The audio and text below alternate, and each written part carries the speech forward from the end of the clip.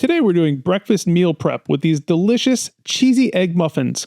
They're packed with 20 grams of protein, low fat, low carb, take just a few minutes to prepare.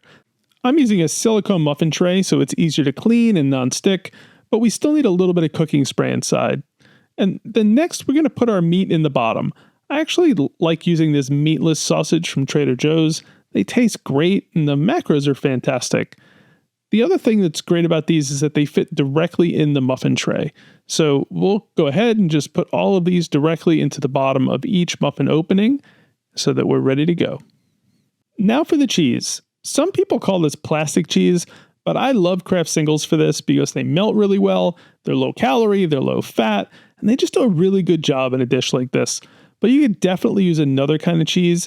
I just avoid things like cheddar, which tend to get greasy instead of gooey when they melt. Next, we'll need some kind of vegetable. I like to use this frozen chopped spinach, about 1 cup total here that I'll just divide up equally between the 6 muffins. You can just eyeball this, it's totally fine. I add a bit of salt to each one, just a sprinkle.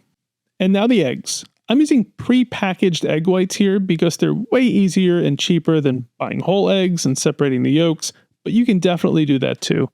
Or even use the whole eggs if you want some extra fat. Just fill up each muffin, leaving a little room at the top for it to expand when it cooks. And once you've got the egg in there, that's it. We're going to take this, we're going to put it in a preheated oven at 350 degrees for about 45 minutes. When it comes out, we'll take a toothpick and put it in here like we would with actual muffins. And if it comes out clean, then we'll know it's cooked. Because I'm using these silicone trays, they'll generally pop out of here super easy. But if you're using a metal tray, you probably want to add a little bit more cooking spray and you may need to work it a little bit more. So let's cut this thing up and see what's inside.